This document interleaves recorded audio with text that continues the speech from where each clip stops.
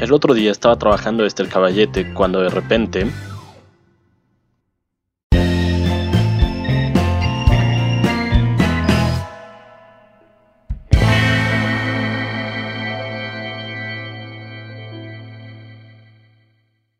Hola, ¿cómo están? Yo soy Hernán, esto es Desde el Caballete. Hoy es sábado de biografías, como les dijo el Hernán de la semana pasada. Hoy vamos a hablar de Miguel Ángel.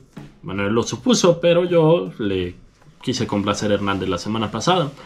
Que tiene razón, Hernán. Es buen momento para hablar de Miguel Ángel. Uno de los pintores, arquitectos, escultores.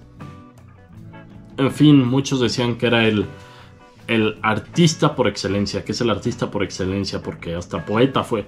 Entonces a todo le hacía Miguel Ángel. Y pues ya saben, hoy es día de esto, de conocer más pintores, más artistas en general. Entonces decidí que fuera él. Me callo porque ya estoy redundando mucho y los dejo con Hernán, más culto. Hernán, que les va a contar más sobre la vida de Miguel Ángel.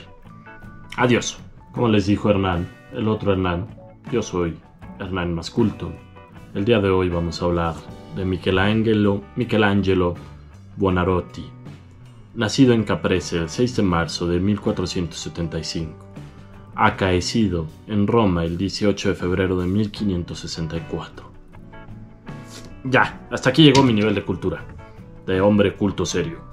Como les dijo el Hernández hace unos segunditos, nació en Caprese el 6 de marzo de 1475.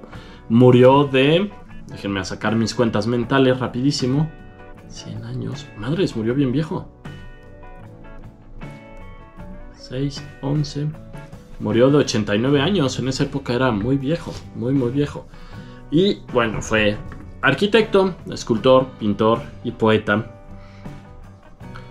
Vivió casi toda su vida en Florencia y desarrolló todo su arte. Y perteneció a los Medici, que pues seguro han oído hablar de ellos, de los Medici, familia muy famosa de mecenas. Los mecenas eran personas que patrocinaban a artistas para que pudieran seguir haciendo su arte sin necesidad de trabajar. Bueno, de trabajar en trabajos convencionales, porque el arte es un trabajo en sí. Entonces los mecenas les daban dinero para que ellos pudieran desarrollarse. Miguel Ángel fue uno de los de los que recibió el mecenazgo de los Medici, no sé cómo se dice eso, pero bueno, fue uno de ellos. Como ya les dijeron los dos hermanes, nació en Caprese, en una villa en la Toscana, cerca de Arezzo. Fue el segundo de 5 hijos, todos fueron niños. Su papá se llamaba Ludovico di Leonardo Buonarroti di Simoni y su mamá se llamaba Francesca di Neri del Miniato di Siena. Su mamá murió en 1481, cuando Miguel Ángel apenas tenía 6 añitos. Estaba muy chico cuando la mamá se murió. Y pues él de alguna manera era una familia, pues, de cierto renombre, porque los Buonarroti eran parte de los Güelfos. Así, güelfos, no elfos. Güelfos, que son unas facciones que apoyaron al Sacro Imperio Romano Germánico. O sea, apoyaban a todos los reyes católicos, a los católicos. Ellos apoyaban al papado. Entonces se pelearon con los gibelinos. Los gibelinos o gibelinos estaban en contra del papa. Y entonces pues ahí hubo un pleito. Sin embargo, pues él pertenecía a los güelfos que apoyaban al papa. Y eso en esa época significaba muchísimo porque estaba ya instaurado el Vaticano. Y el papa tenía muchísimo más poder que ahora. Bueno, no sé si muchísimo más poder, porque el papa sigue teniendo mucho poder. Pero aquí no es canal de religión y de esas cosas. Entonces nada más les cuento que él era de la familia Buonarroti, que pertenecía al partido de los güelfos, que era de mucho renombre.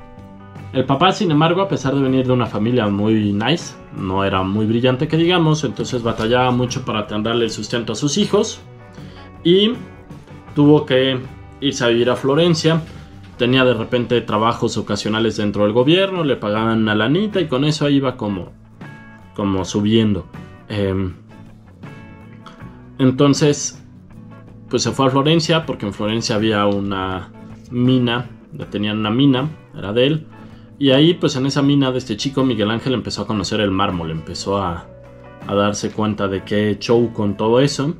Y entonces, pues justo de ahí viene una de las frases famosas de Miguel Ángel, que decía que él tenía una nodriza que era de Florencia, que trabajaba en la mina de cantera, y esta nodriza pues alimentó hasta que ya estaba grande Miguel Ángel, y él dijo que lo siguiente: juntamente con la leche de mi nodriza, discúlpenme, ahora sí, juntamente con la leche de mi nodriza mamé también las escarpas y los martillos con los cuales después he esculpido mis figuras. O sea, es decir, que él, de este chico, se involucró con escultura, conoció todo esto y entonces pues después lo aplicó cuando grande y se ufanaba de eso. O sea, él decía: yo de este chico estoy con el mármol y todo porque prácticamente de ahí crecí, de ahí tomaba mi lechita. Entonces tomaba su lechita de las piedras de mármol. Acuérdense de eso. Bueno, no de las piedras de mármol, de la nodriza, pero pues es como si fuera lo mismo. Este joven se hizo cargo de toda la familia Buonarroti. Su hermano mayor, Leonardo, se volvió monje en Pisa, entonces él tuvo que hacerse cargo de toda la familia. Fue muy inteligente para los negocios y logró como ampliar toda la cosa de los Buonarroti. Compró casas, terrenos, o sea, era muy bueno para el turista, para estos juegos, porque iba comprando sus casas, sus terrenos, sus hoteles, y logró que sus sobrinos Francesca y Leonardo se casaran con muy buenas familias de Florencia, lo que le daba aún más estatus a la familia Buonarroti, ergo a él. Entonces digamos que Miguel Ángel, a diferencia de otros artistas que les he enseñado, pues nunca batalló por el dinero. Él supo que no tenía que batallar por el dinero, y eso le permitió pues dedicarse mucho más a lo que él quería, que era la escultura. Él quería dedicarse nada más a la escultura. Después empezó a dedicarse a otras cosas, pero pues era tal cual a eso. Y le dijo a su papá que él quería dedicarse a eso y el papá no quería. El papá le dijo: ¿cómo crees? Lo mismo de ahora, ¿cómo crees? Te vas a morir de hambre, no te metas a eso, estás bien menso, no te metas. Y a los 12 años logra convencer al papá. Y entonces entra a estudiar pintura y un poco de escultura con Ghirlandaio. Y pues aquí viene un contrato que les voy a leer ahorita mismo. Los Ghirlandaio le hicieron firmar un contrato al papá de Miguel Ángel para asegurarse de que Miguel Ángel se iba a ser constante. Y el contrato dice esto: yo, Ludovico di Leonardo Buonarrota, en este primer día de abril inscribo a mi hijo Michelangelo como aprendiz de Domenico y Davide di Tommaso di Currado durante los próximos 3 años, bajo las condiciones siguientes: que el dicho Michelangelo ha de permanecer durante el tiempo convenido con los anteriormente citados para aprender y practicar el arte de la pintura, y que ha de obedecer sus instrucciones, y que los nombrados Domenico y Davide habrán de pagarle en estos años la suma de 24 florines de peso exacto, 6 durante el primer año, 8 el segundo año y 10 el tercero, en total una suma de 96 liras. Vean, desde esa época ya estaba la explotación laboral, ya estaba lo de te doy 3 meses de trabajo para experiencia y después veo si te contrato o no. Acá pues me imagino que era muy poquito, la verdad no sé, no viví en esa época ya, pero como que me suena que es poquito por 3 años, 96 moneditas, quién sabe. Y bueno, nada más pasó un año como aprendiz. Después de ese año conoce a Bertoldo di Giovanni, y gracias a él empieza a irse al jardín de San Marco de los Médicis y empieza a estudiar todas las esculturas que había ahí. Todas, las empieza a estudiar y empieza a reproducirlas. Y el primero que se da cuenta de esto es Lorenzo el Magnífico, que le dice: oye, eres muy bueno, muy bueno, Miguel. Miguelito, Mike, vente para acá. Y se lo llevó al palacio de la Villa Longa. Y entonces ahí él conoció a Angelo Poliziano y otros cuates que se dedicaban al humanismo, que eran como filósofos, y le empezaron a enseñar las ideas de Platón. Él era platónico, él creía mucho en toda la manera de pensar, de toda la filosofía de Platón. Todas estas ideas de Platón hicieron que él las reprodujera en sus poemas y en toda su obra plástica. Hay muchas cosas que remiten hacia el pensamiento platónico. Entonces, pues, se vuelve muy ñoño con todo eso. Me lo imagino así como en la Facultad de Filosofía, que estaban ahí. Uy, esto de Platón está buenísimo, y así estaba. Y un día, saliendo del jardín de los Medici, se encuentra con Pietro Torrigiano. Y Pietro Torrigiano era un conocido, no diría que amigo, porque va saliendo Miguel Ángel muy feliz del jardín de los Medici, de ir viendo muchas esculturas, se encuentra Pietro le dice, ¿qué me ves? Y él le ha haber dicho como, pues nada, aquí voy pasando. ¿Cómo de que nada? Y vámonos. Que le pega a Miguel Ángel. Y entonces a partir de ahí, de esa época, Miguel Ángel tuvo la nariz chueca. Todos lo conocían como con la nariz chueca. Acá les voy a enseñar también un retrato que hizo Daniel de Volterra sobre Miguel Ángel. Entonces vean cómo tiene la nariz un poco chuequita. Y pues le quedó eso como sello de por vida. O sea, vean como un puñetazo te puede marcar para bien, porque eso hizo que mucha gente lo conociera como el cuate de la nariz chueca, aparte del gran escultor, pintor, poeta. Les contaba, ya tenía un mecenazgo, ya tenía quien lo cuidara. Y el que más lo cuidaba era Lorenzo el Magnífico, que era un cuate de la familia de los Medici. Lorenzo el Magnífico era un banquero muy famoso que empezó a tener broncas, lo excomulgaron y después lo asesinaron. Entonces Miguel Ángel, por el miedo, a los 17 años huye de Florencia porque le da miedo todo el caos que hubo ahí. Dijo, estas a mí me pegan otra vez en la nariz y ya la tengo chueca. Y entonces sale corriendo de ahí en 1492. Sí, a los 17 años. Se va de ahí, pasa por Venecia, se instala un tiempito en Bolonia. En Bolonia esculpe algunas cosas que le encarga Jacopo de la Quercia, que fue un maestro que tuvo ahí en Bolonia. Pero 4 años después, a los 21, dice, no, ¿sabes qué? Como que no me gusta estar por acá. Y se va para Roma. Y en Roma pues ya se vuelve el Miguel Ángel que todos conocemos. Allí en Roma triunfa. Todo el mundo se vuelve loco con Miguel Ángel. Y entonces empieza su momento cumbre, que fue a partir como de los 30 años. Digo, a partir de los 17, 21, sí. Sí, como a los 30 fue cuando empezó a destacar mucho más.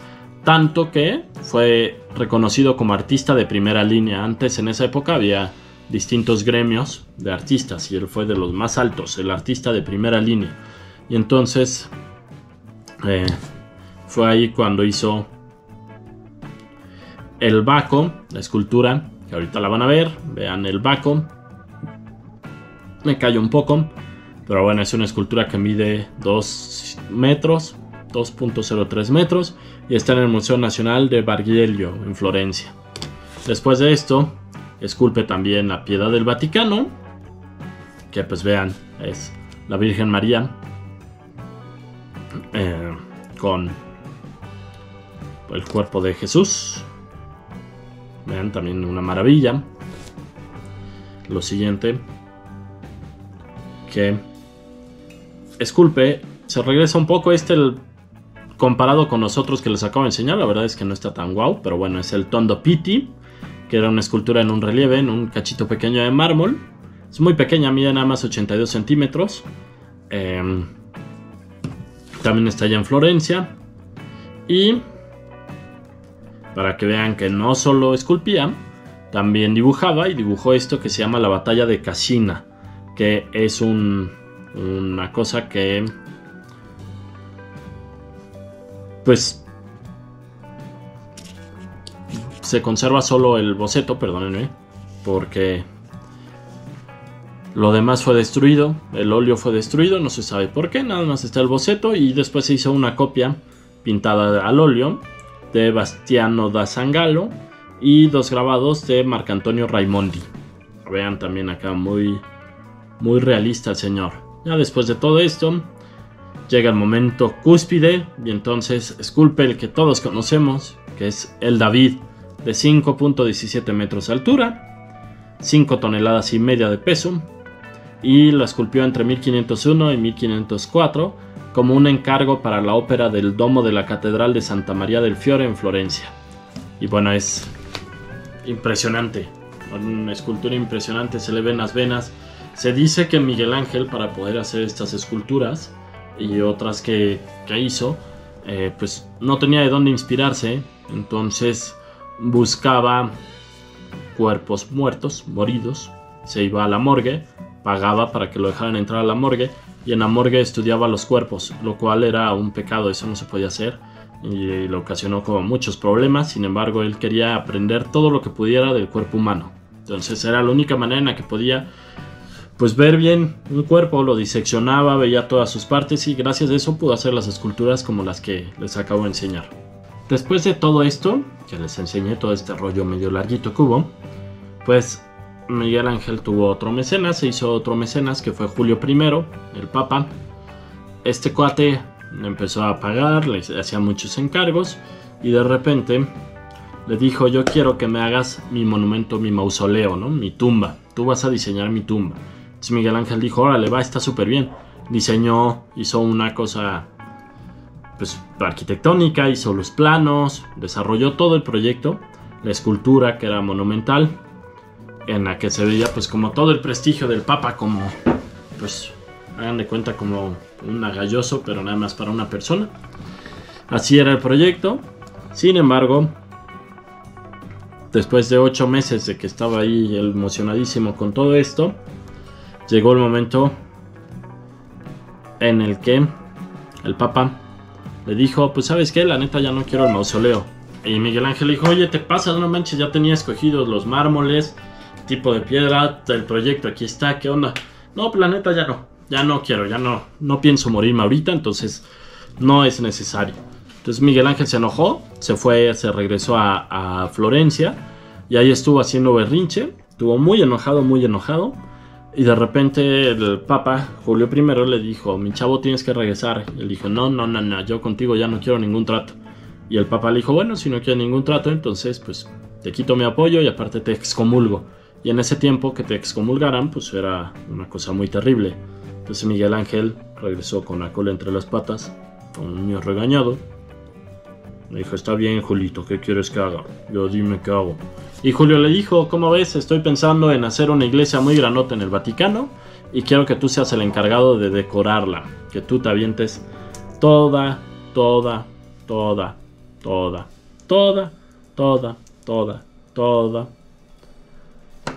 la Capilla Sixtina.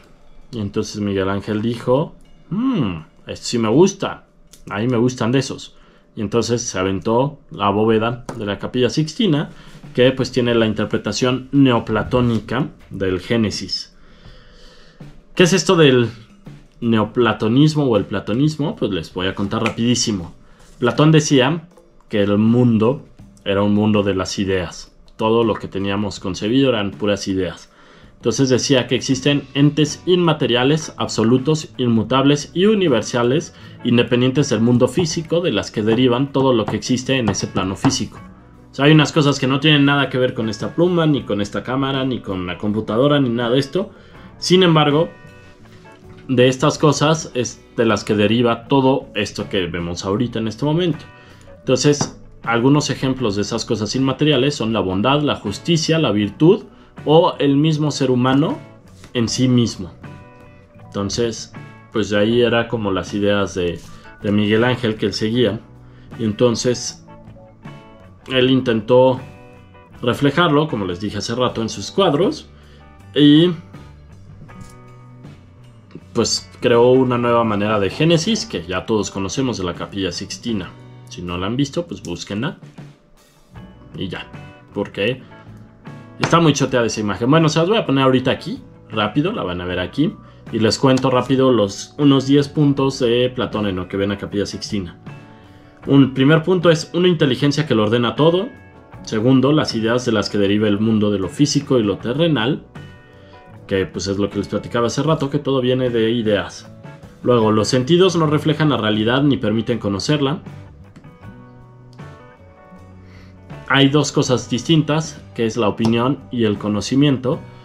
La opinión es el mundo de lo sensible, las cosas sensibles se conocen a través de los sentidos, y el conocimiento es la epistemología, que esto se conoce a través de la razón y la inteligencia, es lo real y lo no cambiante. Y entonces ahí también viene una de las cosas muy famosas de Platón, que es el mito de la caverna. Búsquenlo, es muy interesante. Otro que es el mito del carro alado, también muy interesante. Las 3 partes del alma. De Platón decía que nuestra alma estaba dividida en razón, ánimo y apetito. Es decir, razón, cabeza, ánimo, corazón y apetito, la panza. Después de hacer la Capilla Sixtina, León X, que era el nuevo papa, digamos que fue el papa nuevo después de Julio I, le encarga que haga la fachada de la Basílica de San Lorenzo de Florencia. Y pues la verdad es que abandonó ese proyecto, no le gustó, lo terminó abandonando. Se conservan algunos dibujos y una maqueta de madera que hizo Miguel Ángel, pero no terminó de hacer el proyecto. Y trabajó en Florencia, construyó una sacristía en Nuevo San Lorenzo, la Biblioteca Laurenciana, o sea, ahí se dedicó un poco más a cosas de arquitectura. Y después de que vino el saqueo de Roma, que es una cosa histórica muy famosona, que pues fue una guerra, pues despojo de tropas alemanas y españolas en 1527 en Roma, y de que expulsan a los Medici de Florencia,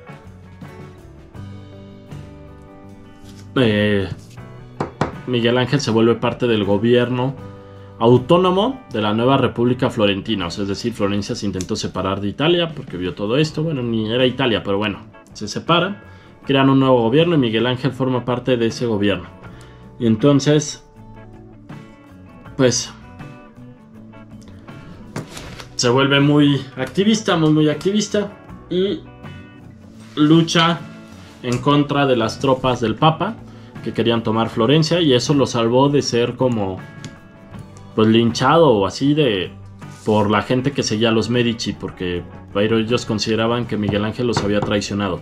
Pues no, él nunca los traicionó, entonces pues tuvo que defender Florencia, y eso lo salvó de todo esto. Después de esto sigue con su relación con los papas. El Papa Clemente VII le encarga que haga el altar de la Capilla Sixtina, y entonces entre 1536 y 1541, 5 años se tardó, pintó el Juicio Final. Acá lo van a ver, uno también de sus obras más famosas, una pintura. Y pues ya a partir de ahí siguió con algunos encargos, siguió pintando, pero ya como muy poco, más bien se dedicó los últimos 20 años de su vida a trabajos de arquitectura. Dirigió la Biblioteca Laurenciana en Florencia, remodeló la Plaza del Capitolio en Roma, la Capilla Storza de Santa María Mayor, y en fin, otras cosas, muchas más cosas. Murió, se nos petateó. Cuento esto rápido porque les quiero contar un poquito de su vida amorosa, entonces les voy a contar esto muy rápido. Se nos muere en 1564 en Roma, y pues no puedo ver acabada algunas de sus obras. Se quedó con la incertidumbre de si se habrán construido o no, porque como les dije, era escultor, también era poeta. Al ratito ahorita les voy a leer algo de lo que escribía. Se muere, y entonces él dejó por escrito que lo enterraran en Florencia. Dejó en su testamento escrito que dejaba su alma en manos de Dios, su cuerpo a la tierra y sus bienes a los familiares más próximos. Su sobrino Leonardo fue el que pues, se quedó con toda la lana de Miguel Ángel, y entonces lo sepultaron en la sacristía de la iglesia de la Santa Croce, la Santa Cruz, en Florencia, donde sigue actualmente. Y le hicieron un monumento funerario dentro de la iglesia que lo diseñó Giorgio Vasari en 1570. Y el 14 de julio se celebró un funeral donde participó Giorgio Vasari, el que hizo su monumentito, y participó también Benvenuto Cellini, Bartolomeo Manati y Bronzino, grandes artistas de esa época. Entonces, pues ya acabó la vida de Miguel Ángel, pero ahí les viene lo divertido, el chismecito. Ya que se nos murió, es malo hablar de la gente cuando está viva, es feo, muy feo. Entonces, pues cuando ya están muertos hay ciertos permisos, ¿no? Entonces se dice que Miguel Ángel era bisexual. Muchos dicen que era gay, pero pues en realidad mantuvo una relación, aunque era homosexual, pero mantuvo una relación también con una mujer. Entonces aquí les voy a contar su primera relación. Bueno, dicen que con muchos jóvenes tuvo relaciones pues de noviazgo o cosas sexuales, pero con el primero que se le conoce fue Cecchino Bracci, y pues él dicen que deliraba por este cuate y que lo adoraba, que amaba a Cecchino Bracci, que sentía muchísimo amor. Y cuando Bracci en 1543 murió, o sea, imagínense, pobre de este cuate, hasta los 25, 60 años fue que tuvo tiempo como de empezar sus relaciones amorosas ya más en forma. Antes había tenido sus cosillas, pero pues fue hasta esa época que conoció el amor más cañón. Pues él se sintió súper mal, muy mal. Dicen que se puso muy triste y le diseñó una tumba. Una tumba está en la iglesia de Santa María in Aracoeli, está en Roma, y ahí hay una tumba que aquí la van a ver ahorita. Una tumba chiquita, muy chiquita, pero bueno, él se la diseñó. Y ese fue el primer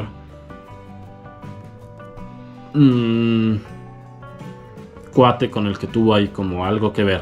Después vino Giovanni da Pistoia, que Giovanni da Pistoia era un cuate que era escritor y fue amigo íntimo de Miguel Ángel. Dicen que se iban a ver la Capilla Sixtina porque lo conoció mientras él pintaba la Capilla Sixtina. Entonces dicen que pues mientras pintaba la Capilla Sixtina mojaban el pincel. Bueno, no, muy ñero. Bueno, hacían algo ahí con los pinceles aparte de pintar. Entonces dicen, ese no está muy confirmado, pero Giovanni le dedicó unos sonetos a Miguel Ángel. Ahorita se los leo. Una disculpa, mi nivel de chisme no llegó a tanto y no pude encontrar los sonetos que le escribió Giovanni a Miguel Ángel. Pero bueno, hay muchos escritos. Miguel Ángel también escribía a Giovanni, le contaba cómo le iba con la capilla, de una manera como muy apasionada. Y otro de sus grandes amores, aparte de Cecchino Bracci, fue Tommaso Cavalieri. Tommaso Cavalieri era un cuate muy guapo, dicen que era guapísimo. Y Miguel Ángel lo conoció en un viaje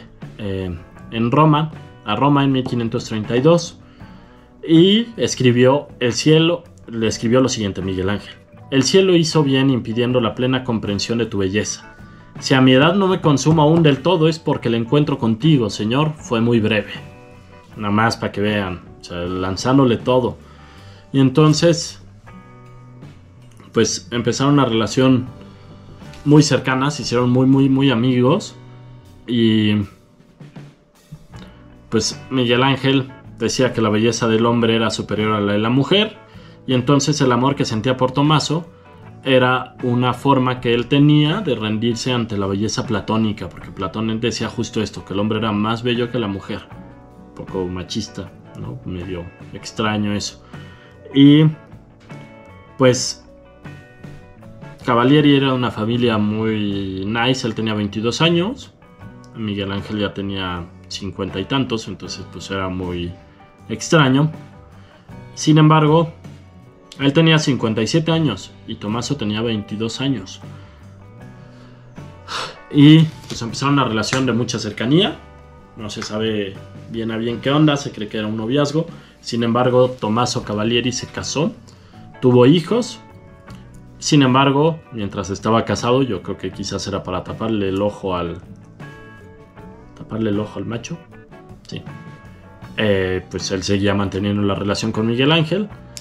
Y pues fue el discípulo por excelencia de él. Y estuvo con él en el momento de su muerte. Estuvo todo el tiempo ahí. Mientras él moría, estuvo Tommaso Cavalieri. Entonces, pues ustedes dirán si fueron o no algo más o solo muy amigos. Yo creo que fueron algo más. Y la tercera pareja por la que yo digo que Miguel Ángel era bisexual fue Vittoria Colonna. Vittoria Colonna también era una familia noble. Pues obviamente Miguel Ángel se llevaba con puros nobles, entonces iba a conocer gente noble. Se casó con Fernando de Ávalos. Y este cuate se murió en una batalla y quedó viuda. En 1536 en el convento de San Silvestre en Roma, Miguel Ángel la conoce y se hicieron súper amigos. Hubo, dicen que también como enamoramiento, o sea, una empatía ahí brutal. Luego se hicieron amiguísimos. ¿Qué onda, Miguel Ángel? ¿Qué onda, Victoria? ¿Cómo estás? Te invito por un café. Sí, vamos, como de que no, yo pago, no, yo, y así. O sea, dicen que estuvieron así muy cercanos. Y Miguel Ángel llegó a decir que él estaba enamorado de su espíritu divino, y que como él era un gran admirador de Dante Alighieri, pues veía a Vittoria como si fuera Beatriz. Entonces, pues decía él que pues Vittoria era como todo lo bueno en este mundo, y que pues valía la pena ir hasta el infierno, a todos los infiernos, para rescatarla. Imagínense también, hay amor muy profundo de Miguel Ángel hacia Vittoria. Y entonces él le hizo varios dibujos y le hizo varios versos también. Los dibujos, algunos que les hizo, fue una piedad, una crucifixión y una sagrada familia. Todos estos con dedicatoria para Vittoria. Vittoria murió en 1547, muy joven, y Miguel Ángel se nos fue para abajo también. Sintió horrible, sintió muchísimo dolor, mucho. Y tanto así que hasta se lo confesó a Ascanio Condivi, un escribano de la época. Le dijo: no había tenido dolor más profundo en este mundo que haberla dejado partir de esta vida sin haberse besado la frente ni el rostro, como le besó la mano cuando fue a verla en su lecho de muerte. Entonces, pues quizás ahí no hubo besos ni nada, pero sí hubo enamoramiento muy cañón. Yo creo que sí hubo más besos y otras cosas, pero bueno, él dijo que no y se le murió. Estas fueron 3 de las parejas de Miguel Ángel, para que también puedan decir: ¿sabías que Miguel Ángel era bisexual? Lo cual no tiene nada de malo. Sin embargo, pues parece interesante por la época en la que vivía Miguel Ángel, ¿no? En 1500, 1400, era una época en la que también todo esto no estaba bien visto. Y vean, él fue un disruptor. Se fue a la morgue a ver cuerpos. Era un cuate que luchó por sus ideales. No estaba casado con la fidelidad hacia sus mecenas. Él podía pensar por sí mismo. Fue platónico. Y fue un cuate que decidió amar desde lo más profundo y sin importar lo que dijera la gente, ¿no? Para él el amor era hacia el hecho mismo, no hacia una persona. Entonces, por eso me pareció importante también que conocieran a las 4 personas que fueron como sus grandes amores. Y ahora sí, hasta aquí este video de Miguel Ángel Buonarroti. Espero que te haya gustado. Hay muchísima más obra de él, pero pues no la podía poner porque si no el video sí iba a ser como el Hernán con lentes. Y vamos a tener que estar así hablando todo el tiempo, con voz solemne, hablando así. Miguel Ángel nace en tal. Y la verdad es que no. Desde el Caballete no se trata esto. Desde el Caballete se trata de hablar entre amigos, hablar de manera muy natural, muy fluida. Que espero que les guste. Si les gusta mi manera de hablar, díganme. Si no, también díganme para ver qué puedo ir modificando. Porque el chiste es que esto genere más audiencia, más gente nos vea, a los Hernanes y a mí, y aprendan del arte y vean que el arte es maravilloso, que es muy divertido, que hay muchas cosas que ver, que aprender. Y pues ya, nada, esto fue Desde el Caballete. No olvides suscribirte, darle like, picarle en la campanita, picarle en me gusta, ayudarme a compartirlo entre toda la gente que conozcas, para llegar a más personas. Ya nada más nos faltan 47 para llegar a 100, para que nos falten 900 para llegar a 1000. Vamos bien, ¿no? Vamos muy bien. No olvides seguirme en mis otras redes. Estoy en Instagram como Tintero Arte, en TikTok como Tintero MX. Ayúdame a compartirlo. Muchas gracias. Yo fui Hernán, yo seré Hernán, yo soy Hernán. Los dejo. Adiós.